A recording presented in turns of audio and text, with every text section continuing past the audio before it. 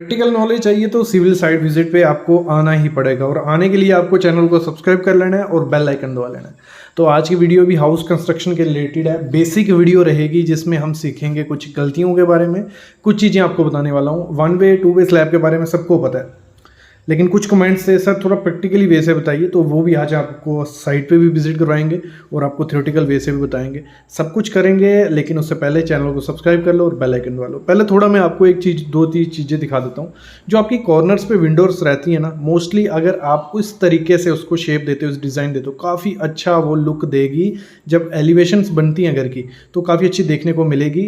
तो कुछ इस तरीके से आप आइडिया ले सकते हो कि भले आप इसको एमएस की बनाइए या आप इसको स्टील की बनाइए, लेकिन अगर आप कॉर्नर में कोई मतलब उसमें पल्ला नहीं देते हो, सिंपल वो कॉर्नर रखते हो पूरा, या यहाँ तो सिर्फ छोटी सी लगाइए लेकिन ऊपर से नीचे तक पूरा रखते हो, तो काफ़ी अच्छी देखने को वो आपका दिखेगा।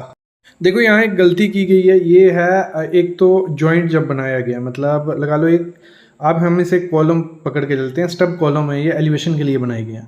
तो इनमें जब जॉइंट डाला गया, मतलब एक लिफ्ट भर दी, लगा लो 1 मीटर तक भराई होगी, दूसरे नेक्स्ट लिफ्ट भरी, तो जॉइंट प्रॉपर से नहीं दिया। लोड तो नहीं आने वाला है इस पर कोई, लेकिन ये एक फेलियर है कंस्ट्रक्शन में। दूसरा इसमें हनी गोम है, तो बाद में डिट्रॉइड हो सकता है अगर इसमें कहीं से पानी घुस गया या मॉइस्चर लगने लगा, तो ये पूरा डिट्रॉइड हो जाएगा और फेलियर के चांसेस इसमें बढ़ जाते हैं, भले ये एलिवेशन के लिए यूज़ किया जा रहा है। नेक्स्ट जो आप स्टील बाइंडिंग देख रहे हो, तो ये स्टील बाइंडिंग की जा रही है स्लैब की। तो इस स्लैब की प्री चेकिंग, पोस्ट चेकिंग, सब कुछ मैं वीडियो ले आऊँगा, लेकिन आज हम बात करनी है एक स्लैब के बारे में। जो आप सामने देख रहे हो, ये जो स्लैब है ये 1 वे स्लैब है। कैसे ये 1 वे स्लैब हुई, देखो इसका जो क्रैंक टूटा हुआ है, समझो इसको, मैं आगे पूरा आपको थ्योरेटिकल समझाने वाला हूँ। क्रैंक एक तरफ टूटा है, इसका जो लोड डिस्ट्रीब्यूट होगा वो दो ही तरफ होगा, तो इसे हम 1 वे स्लैब बोलेंगे। वैसे ही अगर यहाँ पे चारों तरफ बीम होते और चारों तरफ क्रैंक होते तो लोड डिस्ट्रीब्यूट होता। तो वो कुछ लोग ऐसा सोच रहे होंगे कि आप बेकार सा टॉपिक है, कुछ समझ नहीं, मतलब कुछ लेना देना नहीं है क्योंकि सरिये वाला सब कुछ करेगा, ऐसा कुछ नहीं है। वो कॉन्ट्रैक्टर जहाँ आपका जो भी सरिये वाला रहेगा वो 1 वे ही बांध के चला जाएगा, उसको कुछ लेना देना नहीं है। लेकिन बाद में आपकी जो स्लैब होगी थोड़ी मतलब उसमें वाइब्रेशंस भी हो सकती हैं, लीकेज भी हो सकती है और क्रैक्स आने के चांसेस काफ़ी ज़्यादा होते हैं। थोड़े टाइम बाद जो डेड लोड होता है ना, वो ऐसे क्रीप काम करता है, वो क्रीप पड़ जाएगी, बैंड पड़ जाएगा आपके छत में, फिर कोई उसका इलाज नहीं मिलेगा। ठीक है, तो आपको 2 वे, जहाँ 2 वे करनी है वहाँ 2 वे ही करनी है। इस चीज़ को समझते हैं कि कहाँ हमें 2 वे करनी होती है और कैसे प्रोवाइड करनी है और क्या क्या चीज़ें ध्यान देनी है, वो हम इससे थ्योरेटिकल वे से समझ लेते हैं।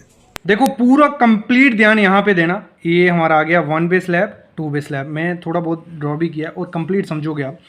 ये आ गया हमारा 1 वे स्लैब, इसको समझते हैं हम क्या है ये 1 वे 2 वे। देखो इसमें क्या है, ये जो बीम होगा ये एक तरफ, मतलब दोनों तरफ हमारा बीम होगा और बीच में हमारी स्लैब होगी, ये होगा हमारा 1 वे स्लैब। ये सरिया डाला होगा, यहाँ कास्ट हो गया, ये हो गया हमारा 1 वे स्लैब। क्लियर। 2 वे में क्या होगा, दोनों तरफ, चारों तरफ बीम होंगे, ये बीम आ गया, ये बीम आ गया, ये बीम आ गया, ये बीम आ गया, बीच में स्लैब होगी। इतना क्लियर हो गया, ये यहाँ तक पहुँच गए। अभी हमने समझना है वो थ्योरेटिकल, वो भी समझा देता हूँ, जो हमारा लेंथ ब्रेड्थ वाला केस था। देखो होता क्या है, 1 वे स्लैब में क्या होता है, एल वाई ब्रेड्थ, ये इसकी लेंथ आ गई, ये इसकी ब्रेड्थ आ गई। ठीक है, लेंथ हमने ले ली 6 मीटर, वो लंबा है, और 2 मीटर वो चौड़ा है, तो लेंथ हो गई 6 डिवाइड बाई 2, तो हमारा आया 3। ठीक है, तो 3 क्या होता है, अब इस केस को समझना क्या है, ये जो लेंथ डिवाइड बाई ब्रेड्थ अगर ग्रेटर देन बाई 2 आए तो वो होती है हमारी 1 वे स्लैब। क्लियर यहाँ तक, तो 3 आ रहा है तो ये ग्रेटर आ रहा है 2 से, तो ये हो गई हमारी 1 स्लैब। इससे भी हम समझते हैं 1 वे स्लैब, और इसको अच्छे से मैं एग्जांपल अगर बताऊं 1 वे स्लैब की आपको, तो 1 वे स्लैब जो होती है हमारी, जो बरांडा वगैरह होते हैं, बरांडे हमारे लंबे होते हैं, ऐसे बरांडा होगा, यहाँ जो बीम होगा, यहाँ बीम होगा, यहाँ पिलर होते हैं, यहाँ पिलर, जहाँ जो छज्जा निकला होता है हमारा खिड़कियों के ऊपर, यहाँ उसको भी हम इसी में काउंट करते हैं। जो 2 वे स्लैब होगी उसमें क्या होगा, इसकी जो लेंथ है हमने ले ली, लेंथ इसकी है अप्रॉक्स हमारी 3 मीटर। ठीक है, और जो ए ब्रेड्थ है इसकी है 2 मीटर। क्लियर।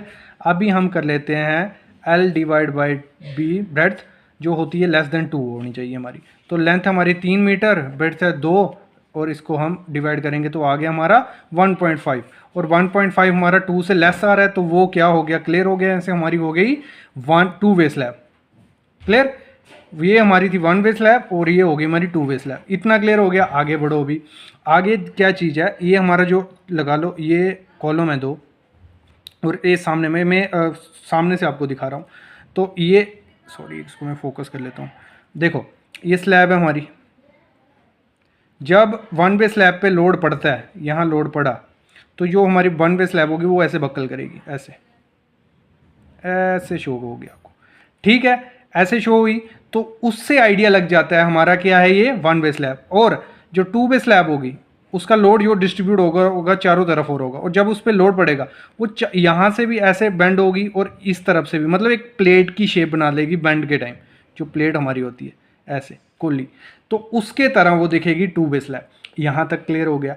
1 वे स्लैब में और क्या चीज़ होती है, 1 वे स्लैब में हमारी जो थिकनेस होती है स्लैब की वो काफ़ी ज़्यादा होती है, मतलब ज़्यादा होती है। क्यों? क्योंकि हमारा जो सरिया होता है वो कम होता है। मैं सरिया का भी मेन चीज़ दिखाऊंगा कि सरिया कैसे डलता है 1 वे 2 वे स्लैब में, वो देखना है हमने। तो जो थिकनेस होती है 1 वे स्लैब में वो काफ़ी ज़्यादा होती है, वो 6 इंच भी होती है, 6 इंच से ज़्यादा भी हो सकती है। लेकिन 2 वे स्लैब में क्या होता है, सरिया काफ़ी ज़्यादा होता है। यहाँ भी सरिया है, यहाँ भी सरिया, यहाँ भी सरिया, तो उसमें थिकनेस हमारी 6 इंच ही रहती है। 6 इंच से ज़्यादा हम थिकनेस उसकी नहीं करते। इस तरीके से भी आप पहचानते हो इस चीज़ को। अगली मेन चीज़ देखना, जो सरिया डालता है 1 वे स्लैब जो थी हमारी वो 6 मीटर ऐसे लंबी थी। मैं जल्दी बोर्ड पे आपको स्टार्ट करने वाला हूँ पढ़ाना, तो अभी थोड़े दिन मैनेज कर लो, क्योंकि पेपर में मेरे को लगता है फोकस सिर्फ इस पे ही रहता है, नहीं तो वो मेरी शक्लें देखते रहोगे। 6 मीटर ये थी। तो जो मेन सरिया पड़ेगा, 1 वे स्लैब की बात कर रहा हूँ, जो मेन बार पड़ता है वो ऐसे पड़ता है, ऐसे ऐसे, ठीक है। यहाँ से लंबे साइड पड़ता है डिस्ट्रीब्यूशन बार, और जो क्रैंक टूटता है क्रैंक बार वो यहाँ से टूटता है। क्रैंक बार का भी मैं आने वाला हूँ उस पर कि क्रैंक बार क्या होता है। यहाँ से क्रैंक बार टूटेगा, यहाँ से, यहाँ से, यहाँ से, यहाँ से। क्रैंक बार पे अलग वीडियो आएगी, फिर से मैं क्रैंक बार पे वीडियो लाने वाला हूँ। तो जो 2 वे स्लैब होगी वो हमारी कुछ 3 मीटर बाय 2 मीटर थी, 3 बाय 2 की थी। इसमें मेन बार हमारा यहाँ से पड़ेगा पहले, फिर यहाँ से चारों तरफ मेन बार पड़ता है। और जो मोस्टली फ्रेम स्ट्रक्चर बनते हैं, बड़ी बड़ी बिल्डिंग्स बनती है, उसमें 2 वे स्लैब ही प्रोवाइड की जाती है। जहाँ बिल्कुल ज़ीरो ज़्यादा लोड नहीं होगा वहाँ पे वो 1 वे स्लैब प्रोवाइड कर देते हैं। अभी इसी के दौरान एक क्वेश्चन और पुटअप होता है कि जो क्रैंक बार, ये है हमारा क्रैंक बार। देखो 1 मिनट में आपको थोड़ा बता देता हूँ 2 वे स्लैब का थोड़ा, जो सॉरी ये ऐसे, ये हमारा सरिया गया, ये गया, ये क्रैंक बार गया, ये बीम था हमारा, ये बीम थे 1 वे स्लैब का मैं बता रहा हूँ। तो उसमें कुछ ऐसा स्टील आपको दिखेगा, ऐसे ऐसे लंबा कर देता हूँ बीम में थोड़ा और आपको आइडिया लगेगा। ये ऐसे ऐसे, ये क्या है, ये है हमारा क्रैंक बार, और यहाँ भी क्रैंक बार है, ये भी क्रैंक बार है, ठीक है। कुछ ऐसा आपको दिखेगा, और डिस्ट्रीब्यूशन बार ऐसे ऐसे आ जाएगा इस पे ऊपर। ये मैं लाइव वीडियो बना चुका हूँ कि कैसे सरिया डलता है। ये आ गया 2 वे स्लैब में, कुछ ऐसा आपका बनेगा। ये बीम है चारों तरफ, ये यहाँ से मेन बार गया, ये क्रैंक टूटा, यहाँ से मेन बार गया, ये क्रैंक टूटा, ये गया, ये गया, ये गया, और यहाँ से भी सेम आएगा, ये ऐसे आया, ऐसे टूटा। ड्राइंग थोड़ी मेरी वैसे ही है, ऐसे आया, ठीक है।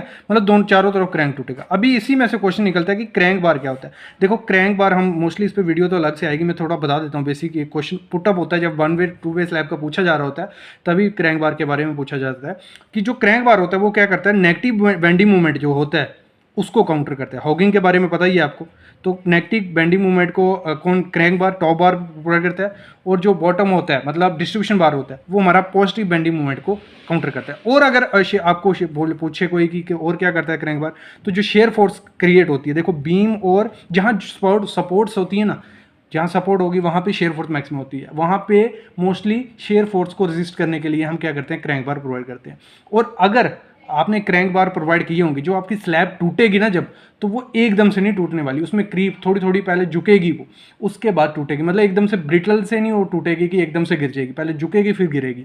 तो मोस्टली इसलिए हम क्रैंक बार प्रोवाइड करते हैं। पुरानी स्लैब आपने देखी होंगी, जिनके घर में स्लैब टूटती है वो एकदम से टूट जाती है, तो ये होता है। और क्रैंक बार का एंगल कितना, 45 डिग्री रखते हैं। ये अलग कॉन्सेप्ट है, ये आपके लिए आएगा, लेकिन आई होप आपको उसका कॉन्सेप्ट क्लियर हो गया होगा। कौन सा, जो हमारा 1 वे और 2 वे स्लैब का था। 1 वे और 2 वे स्लैब का मेन चीज़ जो थी, इसको सिंपल भाषा में समझ लो, 2 साइड बीम होगा, वहाँ पे हमारा 1 वे, चारों साइड बीम है, वहाँ पे हमारा 2 वे स्लैब रहता है, और सरिये के डिज़ाइन पे होता है ये सब, ठीक है, क्लियर। तो आई होप समझ आया होगा। अभी नेक्स्ट वीडियो हमारी फॉल सीलिंग पे स्टार्ट होने वाली है, उसके लिए चैनल को ज़रूर सब्सक्राइब करके रखो। Thank you guys.